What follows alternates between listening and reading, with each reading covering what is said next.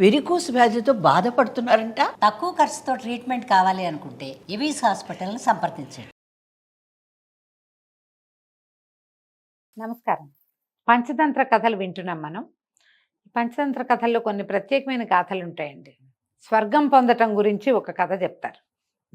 పూర్వం ఒక కిరాతుడు ఒకతను బాగా పక్షుల్ని జంతువుల్ని పట్టుకునేవాడు. కొంచెం క్రూరుడుగా ఉండేవాడు అతను.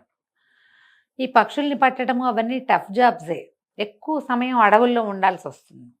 ఈ అడవిలో ఉండేసరికల్లా పెద్ద కుటుంబంతో సంబంధ బాంధవ్యాలు లేవు అతనికి. వాళ్ళందరూ కూడా ఇతని తాలూకు పరుషమైన అతని ధోరణి వల్ల, ఈ ఎప్పుడు ఏదో ఒక జంతువుని రక్తం ఓడుతున్న దాన్ని మూసుకుని తిరగటం వల్ల పెద్దగా అతని దగ్గరికి ఎవరూ వచ్చేవాళ్ళు కాదు. అతను ఒంటిగాడుగానే ఉండేవాడు. అయితే ఒకసారి అతను అడవిలో తిరుగుతూ ఒక ఆడ పావురాన్ని పట్టుకున్నాడట. పట్టుకుని అతని దగ్గర ఏం చేశాడు, పుల్లలతోటి ఒక ఇంత పంజరం లాంటిది చేశాడు. పెద్దది కాదు, చిన్నది, ఒక ఇరుగ్గా ఉన్నదే. ఈ ఆడపావురాన్ని పట్టుకుని పంజరంలోకి నెట్టి తలుపేసేసాడు. అది పట్టుకుని తిరుగుతుంటే కొద్దిగా చీకటి పడేసరికి ఇక వాన మొదలైంది. విపరీతమైన వర్షం అట. ఎంత వానో! ఇతను ఇక వానకి నడవలేకపోయాడు. ఒక చెట్టు కిందకి చేరాడు. చెట్టు కిందకి చేరి తన సామాన్లన్నీ పక్కన పెట్టుకున్నాడు. ఈ పంజరాను పక్కన పెట్టి ఆ చెట్టు కింద కూర్చుని వణికిపోతూ ఏమనుకుంటున్నాడట, నేనేంటి, నాకు తిండి లేదు 2 రోజులుగా, కొద్దిగా మబ్బుగా ఉంది, నేనేం తినలేదు, ఇవాళ ఏదో ఈ పావురం దొరికింది, ఇంకెతో దొరికింది, తిందామనుకుంటే ఈ ఆహారం తినేందుకు అవకాశం లేదు. ఇంత పిచ్చి వాన, అతిగాలి, చెట్ల మధ్యలో చలేస్తోంది, వణుకు పుట్టిపోతోంది. ఈ చెట్టు కింద కూర్చున్నాను. ఈ చెట్టు మీద దేవతలు ఎవరైనా ఉంటే నేను నన్ను వాళ్ళ అతిథిగా భావిస్తే బాగుండు అనిపిస్తోందట అతనికి. వీళ్ళ అతిథిగా ఉన్నానని ఎవరైనా నాకు ఏదైనా పెడితే బాగుండు, ఈ చలి తట్టుకునేందుకు ఏదైనా మార్గం కనపడితే బాగుండు అని తనలో తనే అనుకుంటున్నాడట. అయితే ఆ చెట్టు మీద ఎవరున్నారు, ఈ ఏ ఆడపావురాన్ని అయితే ఈ కిరాతుడు పట్టుకున్నాడో దాని భర్త, దాని తాలూకు జోడైనటువంటి మగపావురం ఆ చెట్టు మీద ఉంది. అది పరమ దుఃఖంతో, అయ్యో నా భార్య నాకు ఎంతో అనుకూలంగా ఉండేది, అది ఎంత బాగుండేదో, ఎంత ప్రేమగా ఉండేది, తెచ్చిన ఆహారంలో సగభాగం నాకు పెట్టేది, ఎక్కడ ఆహారం ఉందో అక్కడ తెలివిగా వెతికేది, చాలా సమర్థురాలుగా గూడు అవి చక్కగా కట్టేది, పిల్లలకి ఎంత బాగా ఎగరటం నేర్పించేదో, ఎంతో బాగుండేది దాంతో నా జీవితం, అది ఎక్కడికి వెళ్ళిపోయిందో, తను ఎవరు తీసుకుపోయారో నా భార్యని, నేను ఇలా అయిపోయానని దుఃఖిస్తుంటే కిందున్న ఈ కపోతం, పక్కనే ఉంది కదా ఆడపావురం, అతన్ని కేకలేసింది, కేక పెట్టిందట, నేను ఇక్కడే ఉన్నాను, నువ్వు ఉన్న చెట్టు కిందే ఉన్నాను, కిందకి చూడు అనగానే ఆ మగపావురాన్ని కోపం వచ్చింది. ఎవరెవరా దుర్మార్గుడు వీడు, నేను పట్టేశాడే, నేను కంజరంలో పెట్టాడు, నువ్వు నేను ఎలా కలిసి ఉంటాం ఇంకా అని తిట్టిందట. అంటే ఈ పట్టుకున్న వాడిని ఒక రకంగా మాట్లాడేసరికల్లా ఆడపావురం అందట, తిట్టద్దు, మనం ఒక పంజరంలో ఒక వలలో చిక్కామంటే వల వేసిన వాడిది తప్పని అనుకోకూడదు. మన కర్మపాశ ప్రగ్రథితంగా ఉంటాం మనుషులం, మన ప్రాణులు కర్మపాశాల వల్ల బంధింపబడతారు. నేను ఇలా ఎవడికోచికి ఆహారం అవ్వాలన్న కర్మ మోసుకొచ్చాను, అందుకే జరిగింది, దానికి ఇతను కారణమయ్యాడు అంతే తప్పిస్తే అతన్ని అనకు. ఇతను మనం ఉండే నివాస స్థానం కింద ఉన్నాడు, మనని ఆశ్రయించుకుని ఉన్నాడు, ఇతనికి ఆసరా ఇవ్వు నువ్వు. ఇతను అడుగుతున్నాడు, నాకు ఏదైనా ఎవరైనా కాస్త వేడి చలి నుంచి తప్పించుకునే మార్గం చూపిస్తే బాగుండు, ఆహారం దొరికితే బాగుండని అలమటిస్తున్నాడు. అతిథి ఇతను మన ఇంటికి, ఎందుకంటే మనం ఏ చెట్టు మీద నివాసం ఉన్నామో ఇతను ఆ చెట్టు కింద కూర్చున్నాడు. కాబట్టి నా గురించి నువ్వు వగవద్దు, ఈ వగపు మానేసేయి, ఈ దుఃఖం మాను, మన ఇంటికి వచ్చిన అతిథిని చూసుకో. మన దుఃఖాల్లో మనం పడుంటే మన ఇంటికి వచ్చిన వాడు అలో లక్షణాన్ని అఘోరిస్తే మనకేం పుణ్యం లభించదు, దానివల్ల పాపం వస్తుంది పైపెచ్చు. అతిథిని వచ్చిన వాడికి, మనని ఆశ్రయించి వచ్చిన వాడికి అన్నము నీళ్లు చూడకపోతే పాపాలు వస్తాయి. కాబట్టి నువ్వు ఇతనితో మాట్లాడి ఇతనికి ఏం కావాలో చూడమని చెప్పేసరికి పైనుంచి మగపావురం దిగి ఈ బోయవాడి దగ్గరికి, కిరాతుడి దగ్గరికి వచ్చింటారు.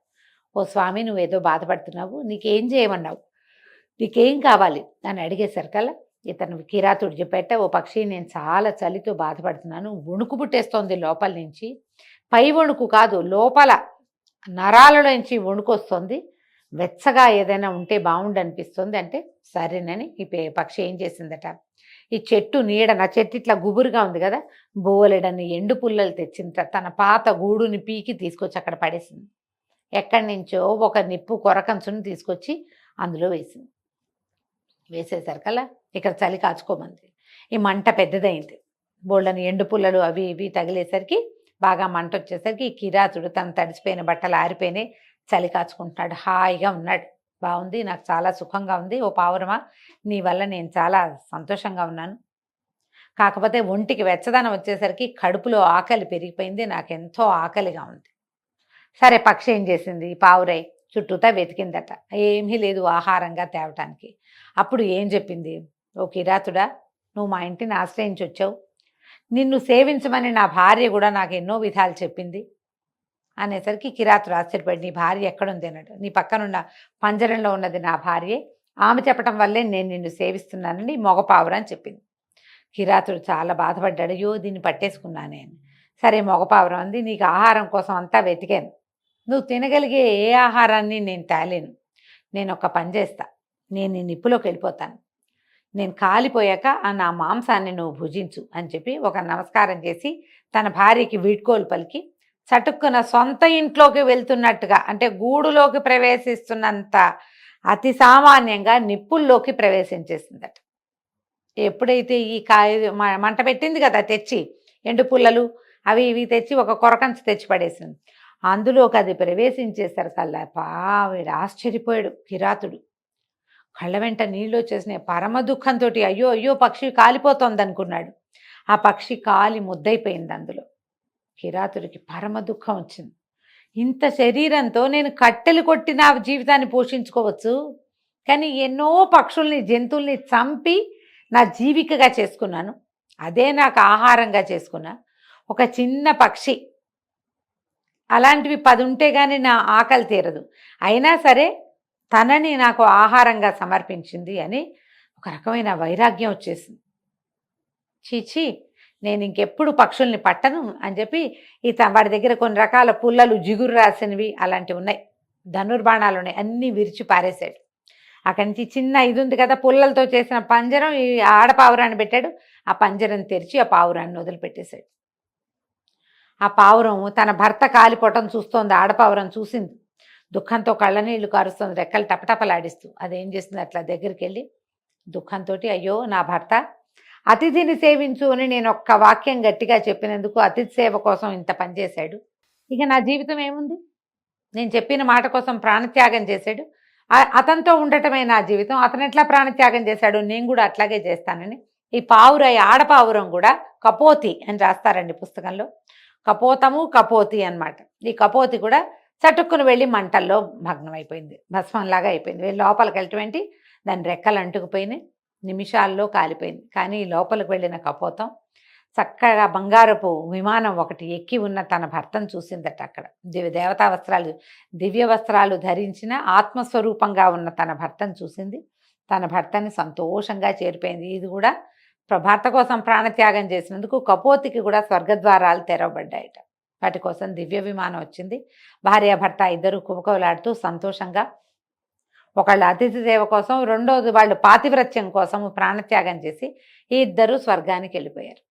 అయితే ఈ దుఃఖంతో ఈ రెండో పావురం కూడా నిప్పుల్లో ప్రవేశించడం చూసినటువంటి కిరాతుడు, మనుషులకి పక్షులకు ఉన్నట్టు లాంటిది కూడా నాకు లేదే, మనిషిని ఇంత మంచి లక్షణాలు నాకు లేవు, నేను ధర్మం కోసం ఏమీ చేయటం లేదు, కేవలం జీవిక ఆహారం తప్పిస్తే రెండోది లేదు, ఆ ఆహారపు భ్రమలో నాకు క్రౌర్యం వచ్చేసింది, నేను పొరపాటు చేస్తున్నానని తను ఇంకా లేచి వెళ్ళిపోయాడట. వానలో నడుచుకుంటూ వెళ్ళిపోయాడు. ఆ తర్వాత అతను ఎప్పుడూ పక్షుల్ని వేటాడలేదు, కందమూలాలే తింటూ ఎంతో తపస్సు చేసి చివరికి అతను కూడా అంత్యంలో స్వర్గద్వారాలు తెరవబడి దివ్య విమానం ఎక్కి స్వర్గానికి వెళ్ళిపోయాడట. ఈ కపోతం చేసినటువంటి సాహసగాథ, ఈ త్యాగ నిరతి మనకి పంచతంత్ర కథల్లో ప్రత్యేకంగా ప్రముఖంగా చెప్తారు. ఇది జరుగుతుందా, ఇలాంటిది జరిగిందా అంటే జరిగి ఉండొచ్చు, జరగచ్చు, జరిగినా జరగకపోయినా ఈ కథలో చూడండి, వీళ్ళు మనకి ఏం చేశారు అనేది కాదు, మనం వీళ్ళకి ఏం చేయగలుగుతాం అనేదే ఇంపార్టెంట్. ఎప్పుడు కూడా మనం చేయాల్సింది చేస్తే అవతల వాళ్ళంతటా వాళ్ళే సరైపోతారు. అన్ని పక్షుల్ని జంతువుల్ని చంపేసే కిరాతుడు కూడా చివరికి సన్యాసిగా మారి స్వర్గానికి ప్రవేశించాడు. కథ కంచికి మనం ఇంటికి.